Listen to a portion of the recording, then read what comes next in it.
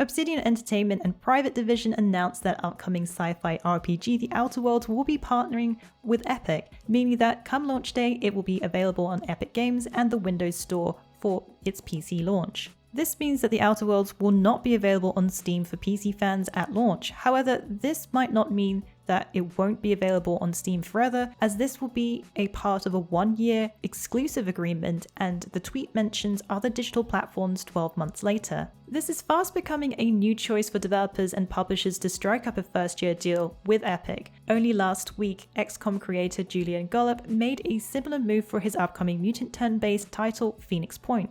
This was met with its own controversy due to its crowdfunded history. While this situation seems a little different, as Obsidian are still offering PC players the option to purchase through the Windows Store as well. Time will only tell if more developers will go down this route and if more exclusives will be on the horizon. The Outer Worlds will be launching exclusively on the Epic Games Store as well as the Windows Store for PC, PS4 and Xbox One, with no release date announced as of yet. Sekiro Shadows Die Twice got its gameplay trailer just days before its official release earlier this week. The latest trailer combines a number of areas that has been covered in previous trailers, but this time goes into a little more detail in terms of combat mechanics. It firstly outlines the story behind Sekiro, as he is taken in by the Owl, later gaining a new master, a young boy known as the Divine Heir, appointed to him to protect as he is part of the rare bloodline, meaning he is hunted by the Ashina clan. The video goes on to share more about the prosthetic arm that Sekiro uses, and it can be used with a range of tools or weapons, which include grappling hook, axe, spear and flame vent, each providing versatile ways to fight an enemy. You can also use firecrackers to aid you in confusing or stunning your opponent. We also got to see the loaded umbrella in action, which is whipped out at a moment's notice. While it's not been that long since the official release, it hasn't taken Lance McDonald long to uncover something. Known for his exploration in From Software games, McDonald has shared in his latest video a photo mode that was cut from the final release of Sekiro. The video features a debug camera which is used to take screenshots from the game during development that can open up a number of angles and views. As McDonald explores a fight scene early on in the game, it just goes to show the freedom of movement this camera allows, grabbing different views of the same scene. The footage is quite amazing as you can see things happening from all angles, showing a lot of detail in these frozen moments. You may be wondering, what else can be found in terms of cut content of Sekiro? From past findings, McDonald has discovered a cut boss from Bloodborne, cutscenes, the purpose of the Yharnam Stone, and a host of reveals. But according to his latest video, he will not be sharing any more cut content from Sekiro until a lot more time has passed. In a post on Twitter, Bethesda have shared a save the date for June 9th, as they will be making their return to E3 2019, holding a press conference at 5:30 PM PST. What they will plan to show E3 goers is still much a mystery, with the exception of Doom Eternal, which is slated to release sometime this year. But if you look closer at the image shared in their tweet, #BE3, it is displayed in twinkling lights, which could be pointing at Starfield.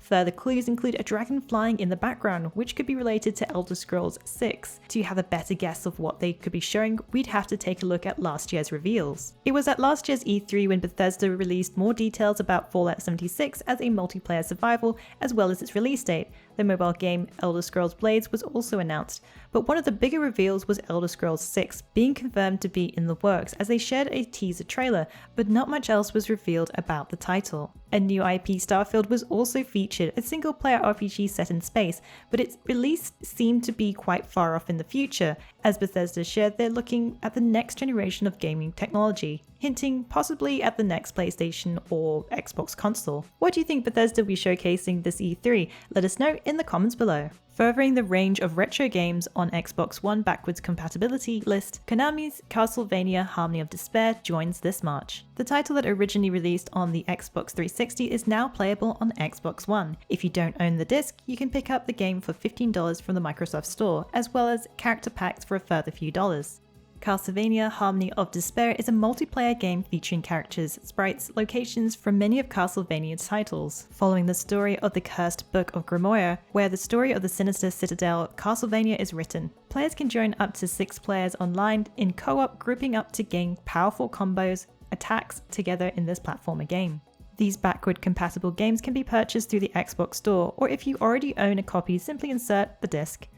The games will receive visual enhancements when played on newer systems, with 4 times the pixel count on the base Xbox One and Xbox One S, while Xbox One X owners will be able to play the games with 16 times the original pixel count according to Microsoft. Throwing their hat into the gaming ring, Google have announced their cloud gaming platform Stadia, set to launch in 2019 in the United States, Canada, United Kingdom, and most European countries. Google are launching their new platform Stadia, which provides gamers with an online gaming streaming platform that will cover a wide variety of screens including desktop, laptop, TV, tablet, and smartphone. The platform was unveiled at GDC 2019 by Phil Harrison, the Vice President and General Manager of Google. But not only will the streaming service exist within the platform itself, but can be accessed through sites such as YouTube, allowing the viewer to play the game through the browser. While current consoles are limited to hardware performance, Stadia is hosted by the Google Data Center, which means pretty much any device can access the game, even with switching from a laptop to phone mid-game is possible. Google argues that their platform will provide low latency compared with current gaming systems, as all the gameplay takes place through their data centers.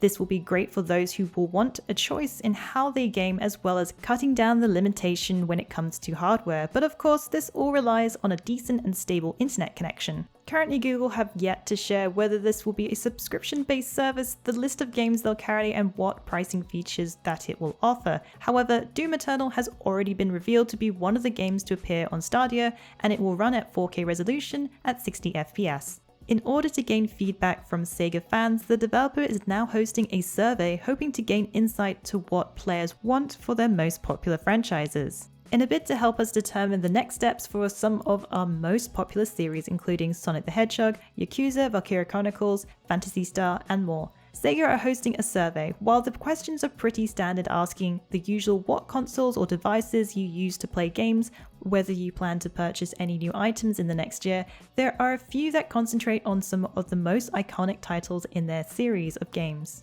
Titles listed in the survey include Yakuza, Sonic the Hedgehog, Valkyria Chronicles, Shenmue, Bayonetta, and much more. They not only ask about whether fans want more content for these games, but if they are interested in a remake, remaster, or even sequel. By completing the survey, Sega fans in America have a chance to win a gift certificate for Sega Online, Nintendo eShop, PlayStation Store, or Xbox Microsoft Store. Not a bad way to help Sega decide what to work on next, and for a chance for fans to win something. Announced via the Steam page, Capcom outlined the features of the upcoming high-resolution texture pack DLC for Monster Hunter World that will be available for free via Steam. The update 5.2 will go live on April 4th at midnight UTC, which contains the graphics update and some new features. Major features include added support for high-resolution texture pack DLC, which will require a minimum of 40GB free space and 8GB of graphics memory. Other features include a take-all option at the rewards screen after completing quests. A new mouse control will be added to allow less sensitivity when it comes to unintentional movement, as well as a friends can join option will be added to the private session settings. Paradox have unveiled their sequel to their 2004 RPG Vampire the Masquerade's Bloodlines 2, which was shared at GDC 2019. This title is neither a remake or a remaster, but a full sequel to their previous game. Set as a first-person action RPG, the sequel takes place years after the events of Bloodlines. The game will feature a new city, Seattle, Washington, as its backdrop. Bloodlines 2 will follow the story of a young vampire, as well as various vampire clans, which is met with political factions all fighting for the control of the city. The gameplay will take on stealth and first-person combat, which includes some supernatural vampire powers. Brian Mitsota, who was the designer and writer of the first Bloodlines, will be returning to work on the sequel as a lead narrative designer. If you were hoping the sequel would drop sometime soon, you'll have to wait until next year, but eager fans can already pre-order through a number of ways, including Steam, the Epic Store, GOG, and on Paradox's store. Vampire the Masquerade Bloodlines 2 is set to release on PC and consoles sometime next year in 2020. Well, that's it for the Week in the Wikis. Please join us again next week for yet another great week of gaming. Remember to check out our VIP program for some exclusive supporter benefits, and Bunny writers should take advantage of our Become an Author initiative. Thanks again for being part of this great community. Keep checking in with us for news, reviews, YouTube streams and vids, and general wiki goodness. Follow us on social media for all the latest and greatest. The more followers we get, the larger of the army of the Fexers grows.